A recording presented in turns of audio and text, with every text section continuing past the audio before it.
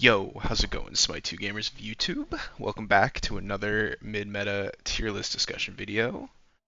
My previous tier list on OB21 was, it was decent, but I think we made some mistakes, and we're looking to rectify some of those in the placement here, and we're going to look to just try to get better and better at making these more predictive and more helpful for you viewers in making informed decisions on what you're playing in mid lane. I believe the mistakes I made in last patch were me not really having a good beat on what was changing in mid lane or what was really going to be important there. And what really changed was that support and jungle just rule everything about your game for a very long time. And that's okay. When the meta is less free, all it does is change mid lane. It doesn't make it bad, even though it's kind of on the weaker end compared to where it normally is in Smite's history. We'll talk about that probably towards the end of the video. But for instance, to kind of touch on some mistakes, Agni and Neith weren't and aren't really S tier picks on OB21, and stuff like Merlin and Hecate, I believe, are way better picks than I anticipated. Even though I put them at the top of the A tier, they benefit heavily from the support and jungle, what I was mentioning with them kind of ruling everything and dictating the whole lane and the environment of mid.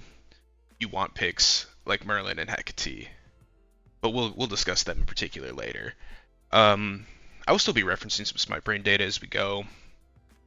It's only Obsidian Plus this time because a lot of the Master Plus players got moved down to High Obsidian.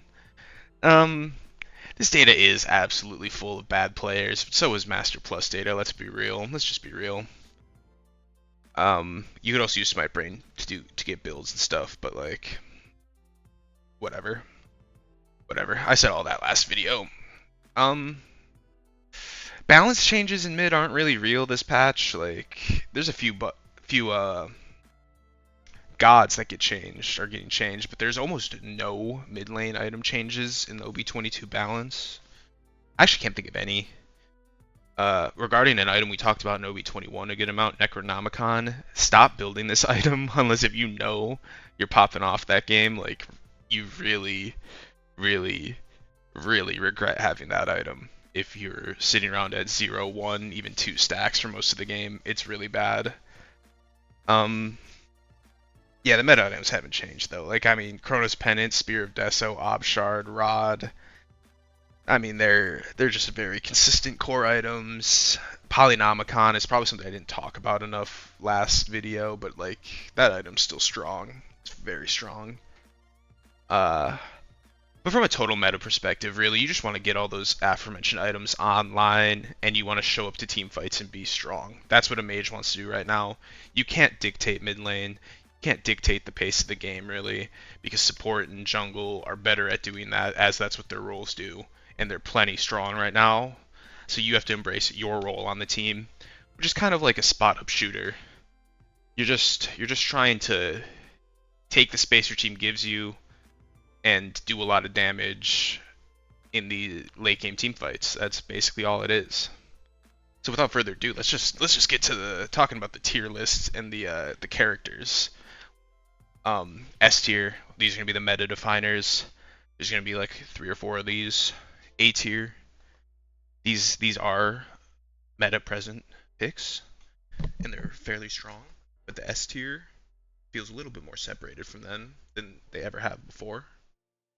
And we have a new tier, the B plus tier. These are like trade-off picks. There's pluses and minuses to them, but I think they feel better. Whereas the normal B tier is kind of like trade-off picks that feel less good. I don't know. It's not really important, the difference between B plus and B tier. I mean, if you play these characters, they're obviously viable. C tier, I really don't see any reason to play these. And D tier, these are honorable mention picks. Do not play them if you're seriously trying to win. Another disclaimer before we get going, ADCs, I'm going to be skipping all of them. I'll skip all of them right now. I don't think they're good for the lane. You're not going to be a good team fighter. You're not going to have a lot of area control compared to a fully scaled mage that helped its team throughout all the fights by dealing burst damage and sitting in the backline safely. Yeah, I think ADCs are B tier picks at best and not really worth listing. They're alternative picks. They're kind of weird. So yeah, let's get into the gods. Agni. This guy was in S tier last time. I think that might have been wrong. His meta build's still good. CD resets. He's still kind of like hard for some assassins to deal with. But he's kind of, I don't know. He relies on being able to control mid lane, and mid lane isn't really about a mage controlling it. It's about the other people coming to the lane controlling it. So you're trying to be a late game pick, where Agni is more just like an all-around consistent pick who kind of likes skirmishing against other mages but hates skirmishing against everyone else. I don't know. He's not like super safe or super impactful, I think, but he is extremely consistent. Still an A tier pick, still has a 55% win rate, still highly picked at 7.7%. Not much to complain about with Agni. Feels like I put him in the S tier because I was splashing him in lower level games and kind of just winning lane, because that's what he can do. But it feels like that's less applicable when you're punished for sitting on tower lines and punished for trying to extend your advantages. Next, we'll talk about Aladdin. This guy is still the strength assassin in mid. He scales. He can use his wishes to make sure he can force a lead in force fights. Still has a 55% win rate in the Obsidian Plus lobbies we're talking about after this soft reset. No one's really picking him. Less than 1% pick rate. Yeah, hard to put him in A tier. Nothing changed. Nothing changed about him. He's a hard carry pick out of mid. He's fun. He's kind of awesome, but yeah. Yeah, he's not an S tier pick. I think you'll have trouble getting away with everything you want to get away with on this character. If to the point where you can't put him in S tier, but he's still just ridiculously strong. He's in his bag.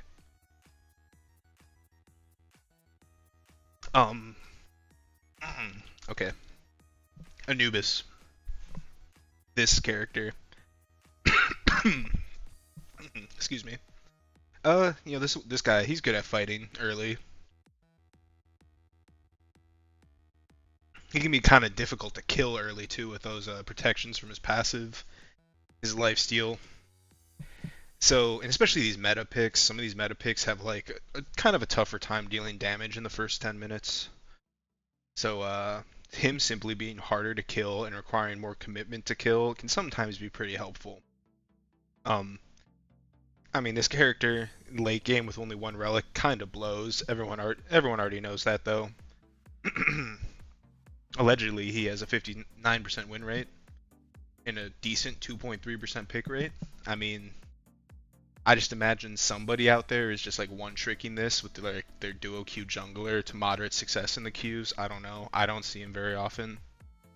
I think he's kind of got an anti-meta sort of respect building for me, so I'll put him in this B tier. I mean, I don't know. You can kill people with this guy. You can be annoying and hard to kill. It's okay. I put him in C tier last time because I thought he was easier to kill than he is. But when more and more people crash mid, and they're having a harder time killing the mid laner despite all the presence there, that can be good for a character like Anubis. Next, we'll talk about Aphrodite. Character I rated highly last time. I mean, I rated Aphrodite really highly last time. I think A tier was well above most people's expectations. She got a pretty big mid buff. There was like 5 different little separate buffs to her ability as a mid laner this patch. And yeah, I mean, she's gonna stay in the A tier for me. The death ball mid lane feeling sort of meta kind of helps Afro because obviously she wants to be kissed to someone. She wants to make plays with another god. But there is of course the disclaimer that I think most people are terrible at this character. She does still have a 54% win rate, only like a 1.1% pick rate. Notably, she was at a 60% win rate last patch, but I'm not sure how much that matters. I think we've just grouped in some more mediocre players into her data. I don't know. You got to be good at the game to play this character. She's still A tier. I think she might be really present. I've seen some very good players play this character, and she's been a problem. before the buffs. I'll be banning her pretty often because she annoys me personally. Next, we're on to Baron Samedi's aspect. I mean, this character is so much like Anubis to me in my mind. I think he's, you know, easier to kill than Anubis because he doesn't get prots, but he has other things going for him, like, you know, that slow immunity, and I think his cooldowns are a little bit more reliably up, and his ult can be a little bit more of a counter pick thing versus just like a pure damage thing. I don't know, his win rate's terrible compared to Anubis's. He's only got a 49% win rate. He's picked even less, but I feel like he's in the exact same discussion. I don't know. There is no Cabrakan aspect on this tier list, but we'll be talking about Cabrakan aspects as a mid laner. It's an assassin pick. I don't know. It feels kind of weird to rate this and not ever rate Loki, but I guess he does a little bit more area damage for the trade-off of having, I think, less technical control than Loki. I don't even know what the difference between this character and like a Loki mid would really be. I think you just do more damage with your little ground pound in the area. This character's unsafe. I think he's kind of bad in mid lane. I don't know. He apparently has a 58% win rate, pretty low 1.3% pick rate. I don't think the meta favors a kill threat pick like this. He scales like fine. Like, yeah, you can get that staff of Mirrodin 3 going and just one shot unsuspecting targets, like, but it's also a full damage Cabrakan. Like, the second you give away your position, people are going to turn around and kill you. And I don't think assassin mids are particularly great right now, and like, even when a character is busted as Aladdin can only make A tier, tells you everything you gotta know. I'm putting him in the C tier. This is aspect Cabrakan, just to be clear. Imagine he had an aspect tier. This tier list just doesn't have it. We mentioned Chalk last time. We'll mention him again. D tier. Fantastic pick if you're trying to throw the game. Danza. I feel like this character's still good. I don't know. I see people one-shotting with this character out of ADC all the time, and I feel like kind of playing like a weird hybrid assassin sort of thing out of strength in hybrid, that is, out of mid is super viable. But making your plays out of mid uninterrupted and kind of just having initiative on this character at all times is a tough ask. You can't put him anything higher than B tier in my opinion. I don't think he benefits from the meta, but I think he could do some cool one-shotting. Yeah. Eset's next. Eset. This character's crazy. This character is super crazy. I think she did end up, in my last video I said she was going to either be meta defining or a little overrated. I think she ended up being meta defining in my experience. She has crazy control, pseudo support, which is really good in this meta where mid laners have less autonomy. You want to be just supporting the rest of the structure of your team. As a mid laner, you want to be following up. You want to be providing CC and control. And Eset does that in spades. Her cooldowns are ridiculously low, so I think she's really strong in that regard.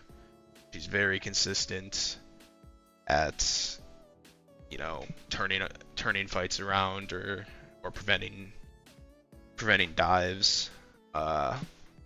She did get a small nerf to her slow. That doesn't really matter. She has a 61% win rate and an 8.5% pick rate. She's just sitting in the S tier for me. I don't know. I don't really like playing against this character in mid. I feel like she's a strong, with her low cooldowns and kind of just how like long range her silence feels now. She feels like she has a lot of control in the mid lane.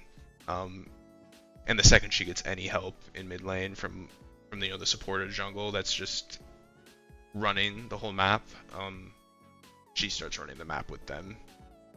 Really good enabler pick, S tier. Next, Ganesha aspect. Shouting him out to put him in D tier again. Don't play this. Hades. Shouting him out to put him in D tier. Don't play this. Hecate. This character, I put her in A tier last time. I want to put her in S tier now. I think the meta is benefiting her very nicely. She got a decent amount of buffs over the last few months, I'm pretty sure. She scales well. She sits far back. She's got low CDs and control, utility. She reminds me of Eset in that regard. I've been playing some Hecate, and I've been getting pretty good results. I think I'm 6-1 on her since this new patch has been out. It's been pretty good. 58% win rate on the server on Obsidian Plus, 6.6% pick rate. She's S tier. I think she's highly prioed in Smite Prime and in competitive play. She's really fitting in with the meta, in my opinion. She's one of the meta defining picks, and she kind of has been since her release, at least at the highest levels of play. She just kind of falls in and out sometimes depending on her numbers. But yeah, this is a quintessential backlining Smite 2 mage. I didn't talk about her aspect last time, so we're just gonna put it in D tier because you should, if you have the opportunity to play Hecate, play non-aspect. Late game burst is a good thing. I'll leave it simply as that. I mean, this aspect's just kind of like casual trolling. It's all good. Next,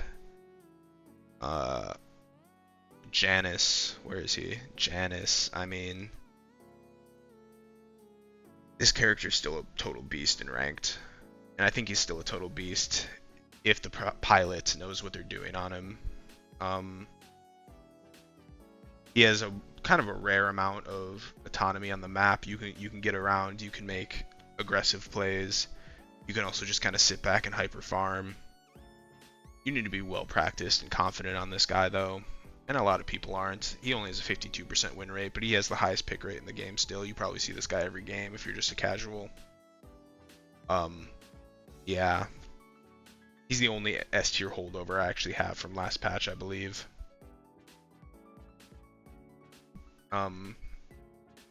He's kind of a target ban exclusively in the highest levels of play. I believe you only would ever ban Janus if you're really worried about a specific Janus player. So I don't think you guys should be banning him in your games. You should just be playing him if you can play him.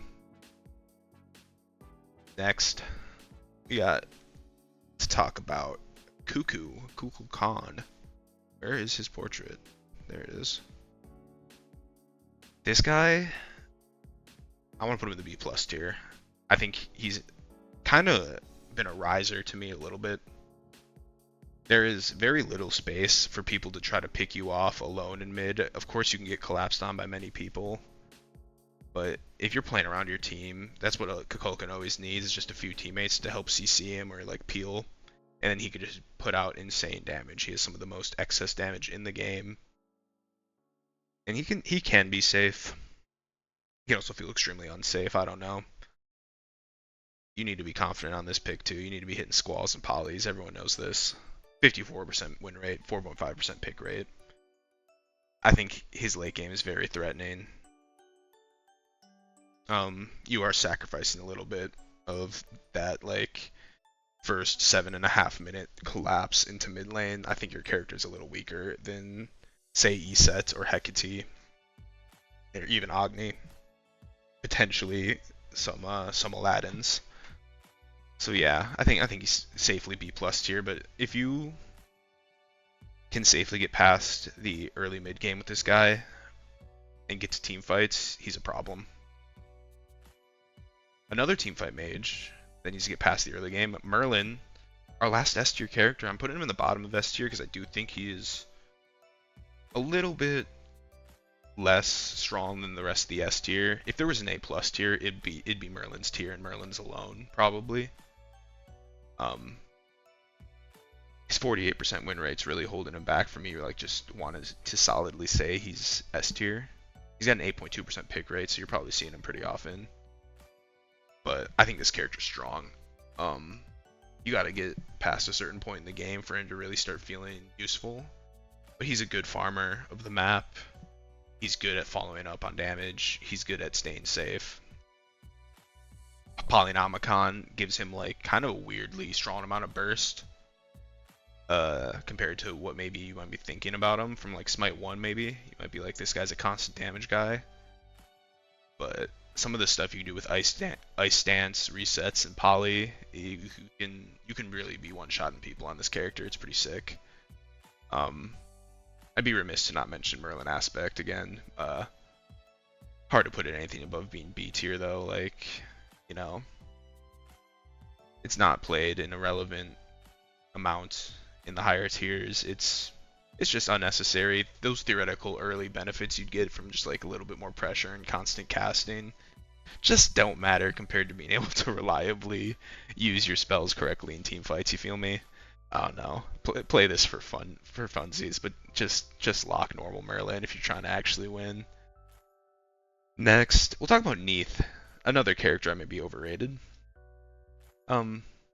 She doesn't really get to get her pick pressure, and her ults to side lanes aren't necessarily marginally as useful as they were now that there's just more fighting in mid. She can't just sit on tower lines or in bushes necessarily as much with the supports, you know, sweeping through the jungles, kind of spending a little bit more time in mid. Just that little bit extra stuff is moving Neith down the tier list. And her win rate and her pick rate have gone down accordingly. She only has a 52% win rate, 5.1% pick rate. I want to put her in high A tier still. I still think this character is pretty crazy amounts of burst. Like, people are still getting one shot by Int Neith. I'm not a huge fan of this pick though. I've made it known. I don't like this one. I would like her to be nerfed out of being just a Int mage. It kind of bothers me. As a guy who's been playing Smite since 2014, when Neith used to be like one of the, I don't know, like a baseline ADC. She was a burst ADC, but like now that she can build int items, she's just a mage. It's all good. She's A tier. I'm glad she's not feeling S tier right now. She doesn't feel like she takes advantage of the state of mid lane very well at the moment. Next, let's talk about Nuwa. Sorry, I have to do a little bit of cutting from the video because some of the music that started playing and just had some.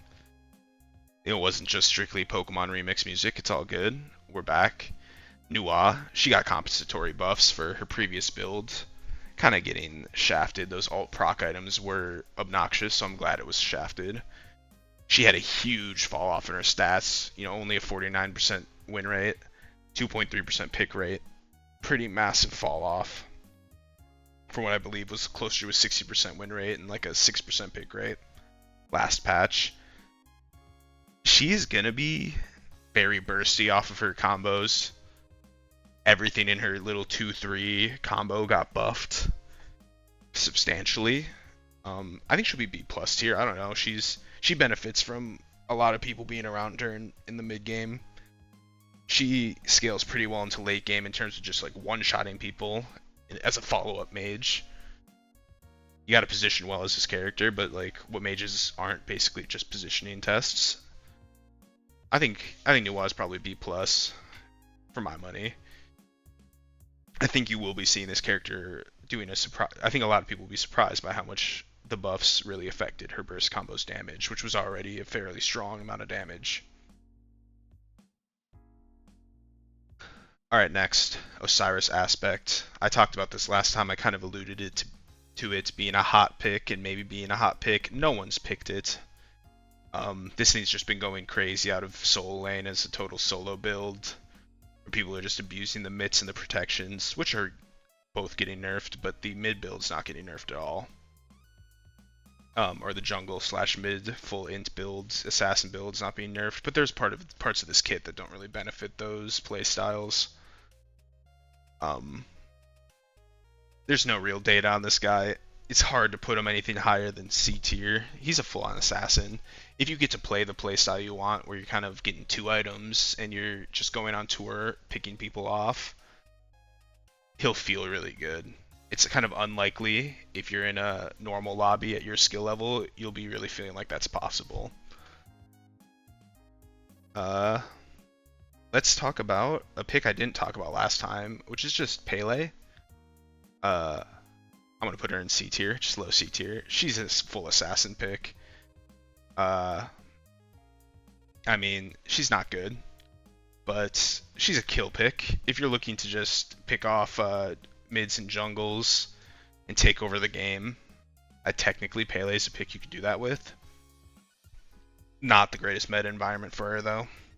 Mages scale really well and team fight really well, and Pele is going to fall off by then, and your team will be very sad to have had a Pele mid once you get there.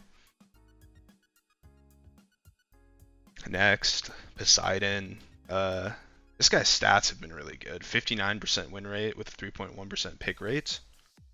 He's a ranked GOAT. I think when people are climbing, you want to play a pick like Poseidon where it feels like you have a lot of control over what's going on from minute one. But I think once people, if people are picking like the truly meta stuff against you, there's a chance you're just still having trouble on this guy. You need assassin-like initiative on the map and positioning with Poseidon to be successful. I can't feasibly put him anything higher than B+ tier. When mid lane's really clogged with multiple people, sometimes Poseidon's, if they don't get a lot of value out of Kraken, they feel like a total ult bot that's really just a free kill.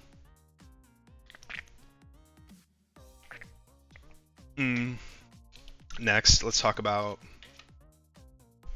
Princess Bari. I don't think the meta has done this character any favors. If you're looking to just kill and one-shot people, there's plenty of characters that could do that on a follow-up. Obviously, she can create her own kills, but I don't think that's a style that's really in right now. She has a terrible 46% win rate and a 1.1% pick rate. These are some of the worst numbers we've talked about so far.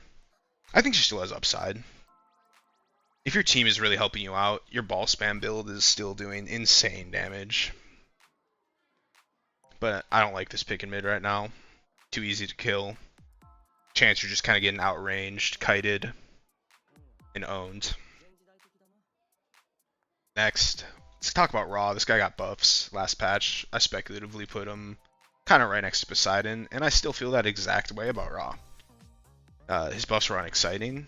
Still the super similar presence to Poseidon with the same trade-offs I mentioned in the last video. You got range, utility, CC immune ult, slow immunity, but you just can't solo kill people the same way Poseidon can. So I think he's probably just a little bit better than Poseidon, all that being said. But he's got a worse win rate and maybe a slightly higher pick rate than Poseidon. I just want to put him in the B+ tier though. Like, he exists in the same space to me, and he will continue to. Scylla, this character I kind of shit on in my last video, and I think I was maybe wrong for that. I don't think I had a great read on exactly what Scylla could do in this meta. I'm feeling better about this pick, to put it simply. Her safety is up there, and she obviously still scales to a degree, and she has those attributes that the meta is desiring right now. She only has a 51% win rate, but she's being picked plenty. 5.4% pick rate. I want to put her in the B+ tier. I had her all the way down the C tier last time, and I don't think that was right. I think Scylla has a place in the meta going forward, but I mean, she kind of just feels like, why would you play Scylla? You could just play like Hecate and Merlin as like more appropriate backline follow-up characters.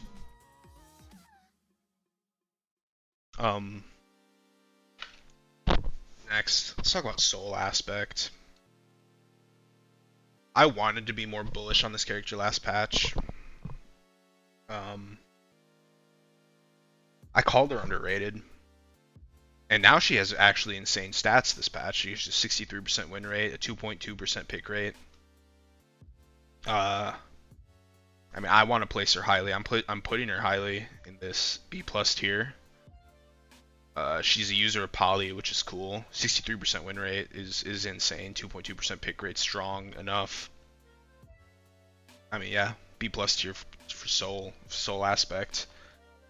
I was doing a little bit of experimenting with non-aspect soul in mid lane for the detriment of my account.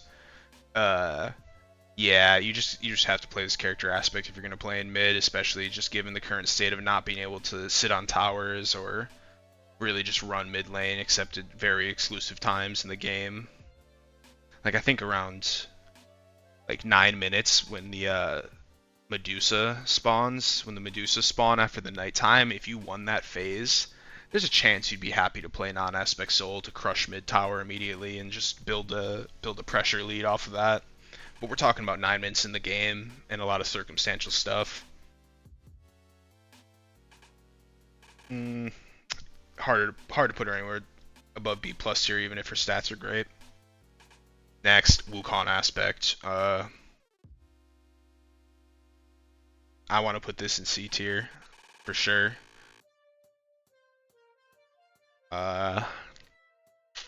It's still just an annoying pick. I don't know. You bait and you wait. You just be a little bird boy. It's a C tier. Just play strength in solo lane, and you got a fun character. In mid lane, I think this character's so boring and so mediocre. And whether or not your team enables you to be helpful in fights is everything. And it's unlikely your team's really going to be playing for you or helping you a whole lot in mid lane. I don't know, or in your pub lobbies in mid lane. And if they aren't, you kind of just want picks that are kind of guaranteed value and guaranteed damage, guaranteed high amounts of damage. And Wukong, he might guarantee a cudgel, but in the mid game, that cudgel really doesn't move the meter a ton. No one's playing this.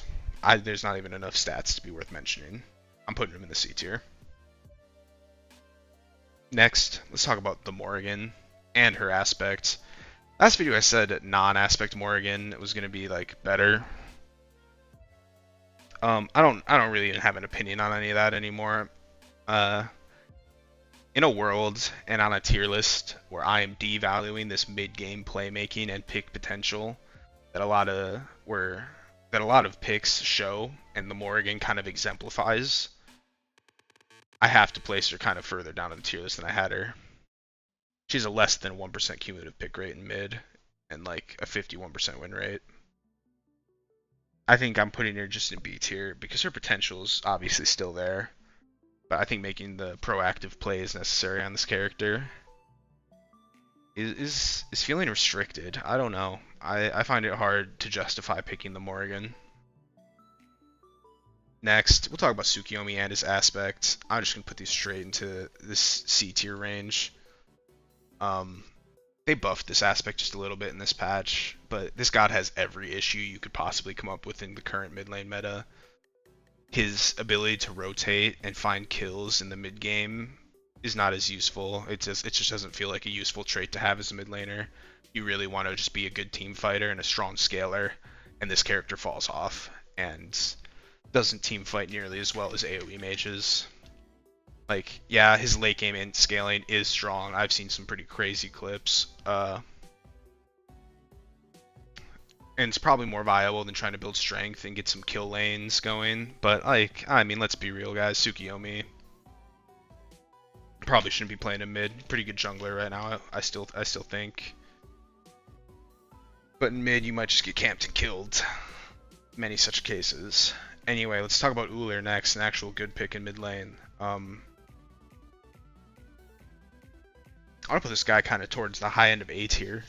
He's still a stylish pick. He's still strong. He still has those unique traits that really make him stand out amongst the mid lane. If you've been seeing lots of Odin and Yemo, I think I have, you could still be applying pressure and then avoid those ults' worst effects on you pretty easily. You're a threat to every laner and every jungler. 56% win rate, 1.7% pick rate. Not much has changed with this guy. He's still A tier. If you have a good Ullr, you could play him in mid lane right now for sure. Vulcan. I kind of boldly put this guy in the A tier last time. I don't feel as strongly about that anymore. Even though I think I kind of still believe he should be stronger in this meta. His stats aren't showing it. He's still being picked a good amount. He's very similar stats to Raw. 51% win rate, 4.1% pick rate. I still think he could scale. I still think he is a scaler. I think he has very good late game presence.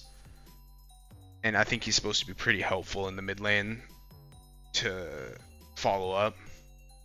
But I think he's still just probably too easy to kill, a little easy to kite and outrange. Just not on the same level as the S tiers, and the A tiers at least have other reasons to be picked that don't exist for the B plus tiers versus the S tiers.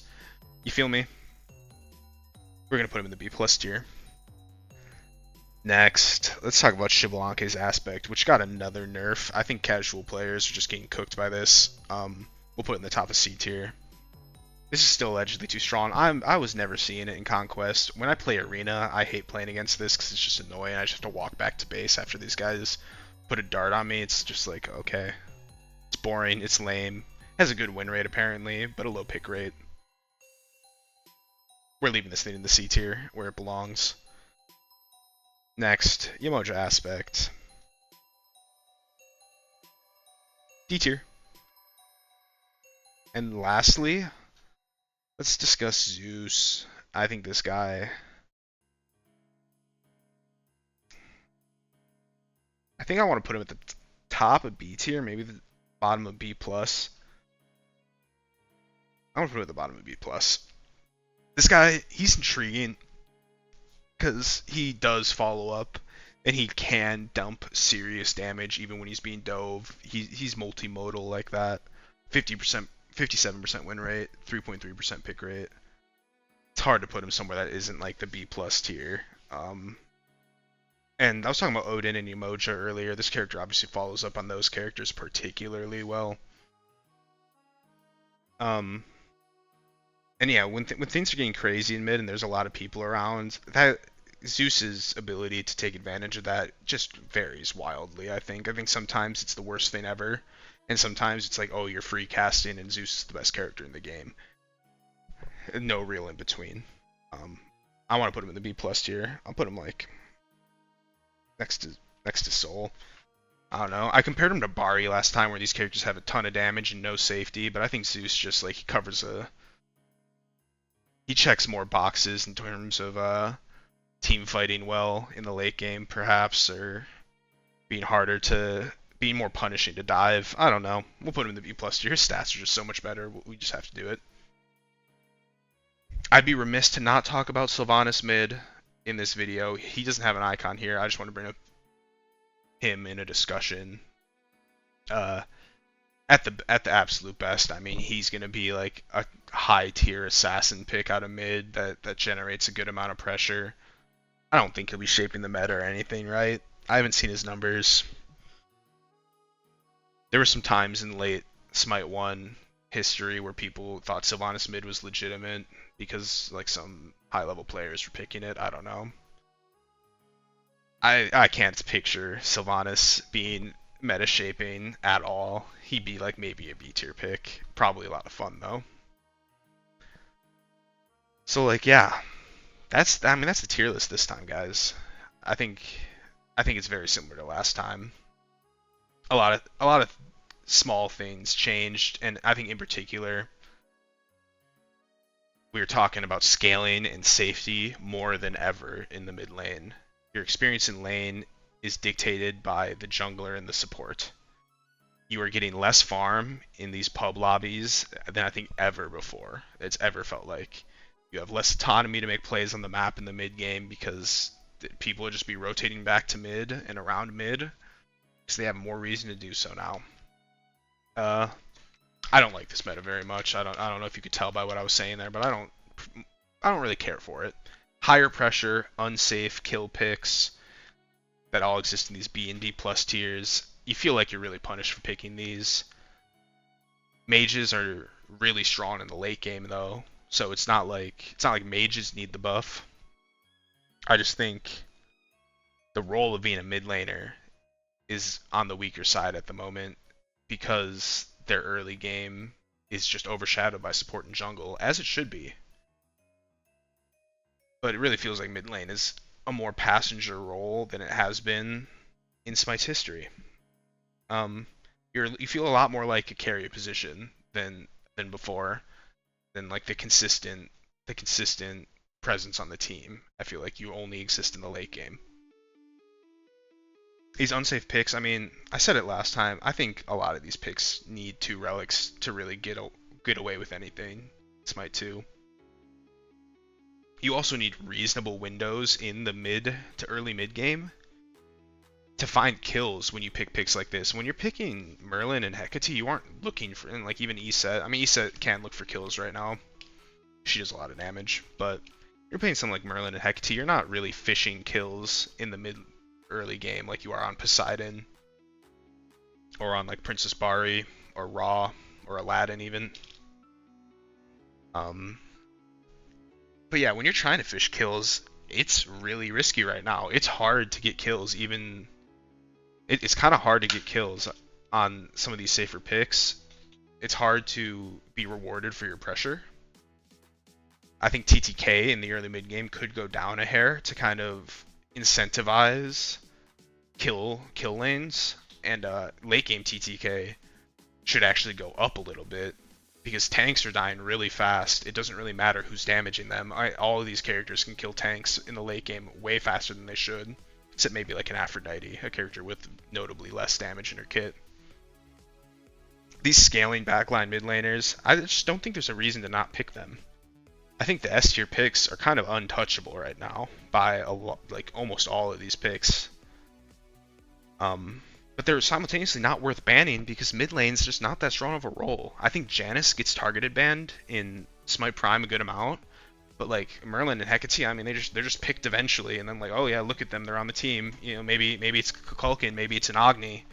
You know, it might be Ullr, I don't know, but yeah, comp doesn't have a very deep meta for mid lane right now. And it feels like you're just playing scaling team fighters, which is fine. That's kind of like the baseline for mid lane, but it's not my favorite way to play mid. But yeah, that's just, you know, just me imparting my opinion once more. Thank you for watching. Leave a like if you liked it this time. Comment how right or wrong I am this time. And I'll hopefully be posting these mid lane meta updates every couple weeks. Thanks. Peace.